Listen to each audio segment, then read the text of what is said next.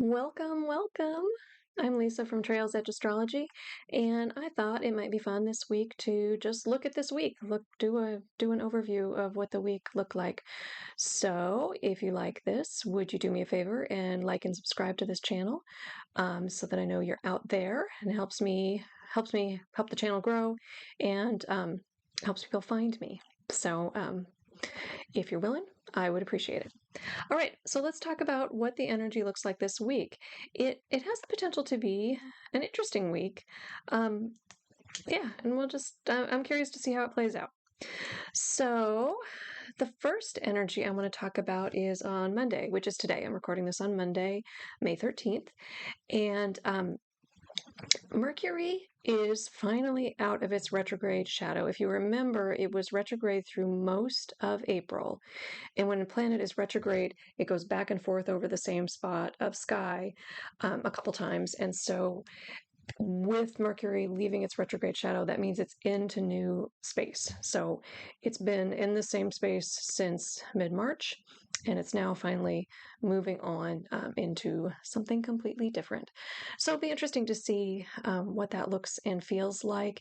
Usually, while a planet is in its shadow, we still feel some of the impacts of that retrograde. We might still be like working through whatever it was that came up, and there was a ton of energy in April, so like parsing it all out might be really difficult. But Mercury's out of its retrograde shadow, so that should be another opening, another movement into some new territory.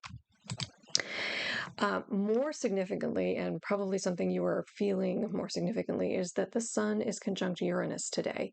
So, if you remember back in April, Jupiter and Uranus met in the sign of Taurus on April 20th, right after all the eclipses happened.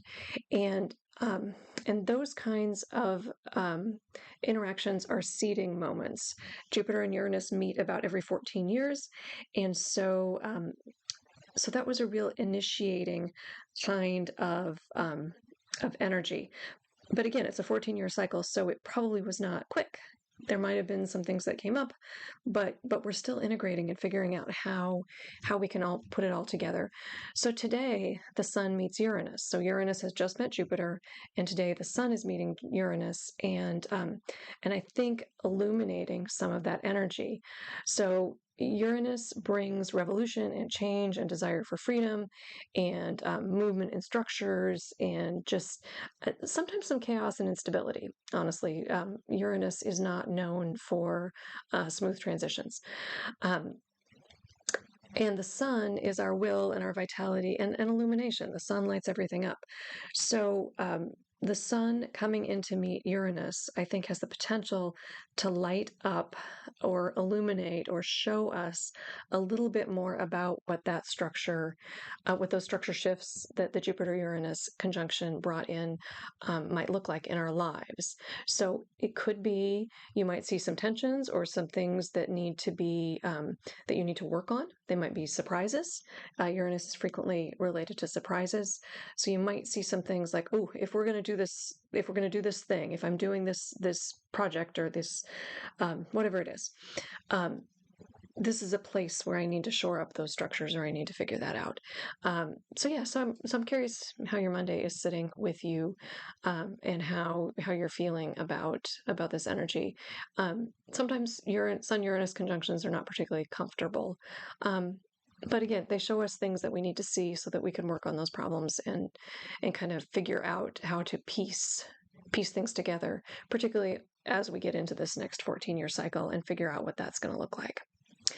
All right.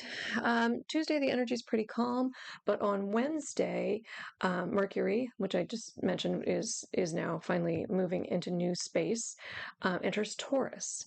So Mercury has been in Aries, and in Aries, Mercury is very much a go-getter and very much a, like, speak your mind, speak first and ask questions later kind of energy. But when Mercury moves into Taurus, Mercury slows down and becomes a lot more grounded and a lot more practical. And so So it'll be interesting to see how our thought processes might change as Mercury moves into Taurus, particularly if you've got some Taurasian placements.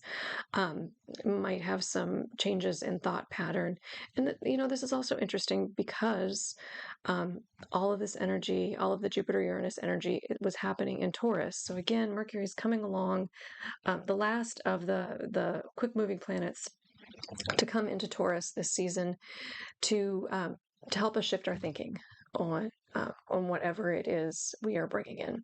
So yeah, so on Wednesday, look for some changes or the beginnings of some changes. Mercury will be in Taurus for a couple weeks. I didn't look. Let's look really fast. Mercury is in Taurus through sometime in June. June 11th. Mercury moves into Gemini on June 11th. So for the month, Mercury will be in Taurus, and so I think it's a chance to kind of like slow our thinking down, really ground it, really make it practical, and think about how we take some of this emancipatory energy that may have come out of the astrology of April and bring it down to earth a little bit. All right, then Thursday is pretty quiet, but Friday we have Mercury squaring Pluto. So if you remember, all of the planets as they move into Taurus will square Pluto, which is at the beginning degrees of Aquarius. So they're both fixed energy, and it's so they're not like inclined to move really fast or inclined to bend really easily. So Pluto moving into Aquarius is really reshaping our thoughts and ideas, and helping us become more authentically who we are, and helping us transform society into a more authentic, more honest, more truthful version of what society can look like. Pluto in Aquarius may also bring in some technological innovations and all kinds of transformation around this space. Pluto was last in Aquarius right after the Revolutionary War. So it was that time of creating the Constitution and the more perfect union and all of those kinds of things. So it's that kind of energy. With Mercury squaring Pluto, this continues the conversation with kind of something may have started last year between about March and June, and then this year starting in about January. There might have been some seeds of like, how do we want to change the structures so that they work better for us, so that we can show up better, particularly if you've got early Aquarian placements. So Venus squared Pluto, helping us like rethink how our heart's desires can be more supportive of what the energy we want to bring in. The Sun squared Pluto, and that square, again, Sun illuminates things, helped illuminate some ideas or some places where the structures might not be quite where they need to be in order for us to get to where we want to go.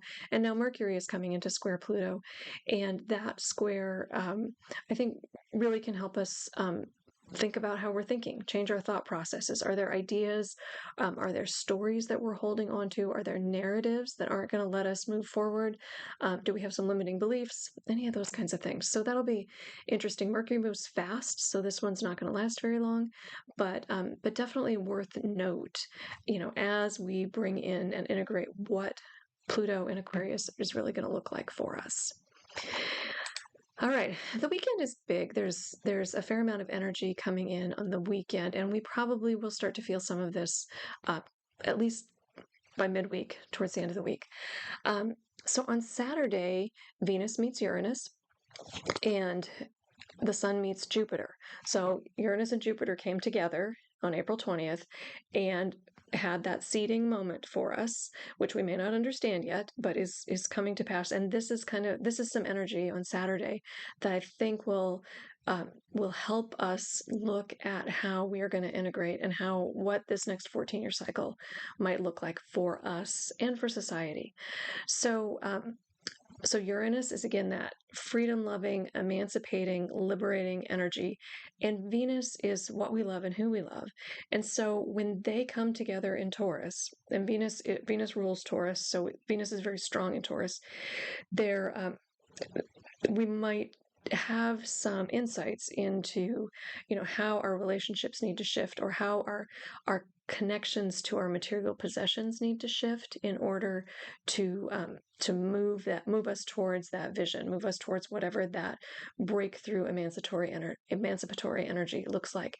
And then the Sun meeting Jupiter uh, is illuminating some part of what needs to expand, or how it needs to expand, or maybe what we're overdoing. Are we pushing too far or too fast on something that that might not serve us?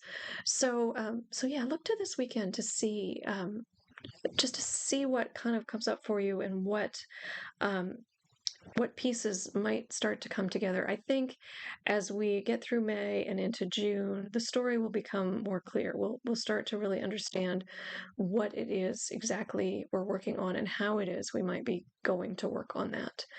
Uh, but yes, so Saturday, there's not bad energy, but potentially big energy, and potentially really informative energy. So this is a good day to journal, to meditate, to just sit with yourself and think about what you want to bring in, what makes the most sense. And then on Sunday, Mars meets the North Node. So Mars is our will, and our ability to enact our will in the world. It's how we take action. It's how we move in order to get what we want or get what we need. And the North Node is an energetic point in space that talks about, like, kind of the trajectory, the space where we might be bringing spirit into matter, or we might be, sometimes it can be a space where we're grasping a lot.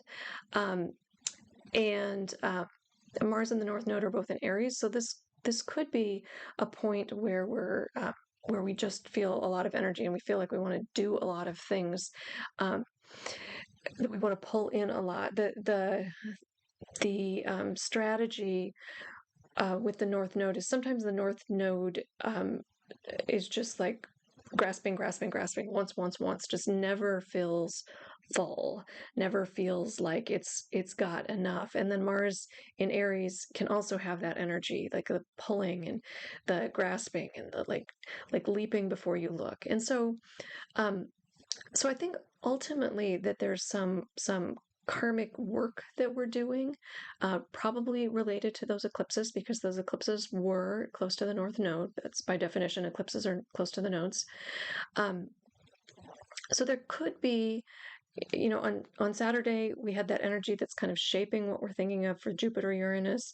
And on Sunday, I wonder if maybe this meeting with the North Nodes might be another piece of this puzzle. Like, what were those eclipses about, and what energy is that bringing in? So again, a good day to kind of just journal, take note of the synchronicities, see what's coming your way. It really depends on how it lands in your chart, what it's connected to in your chart, exactly how this will show up for you.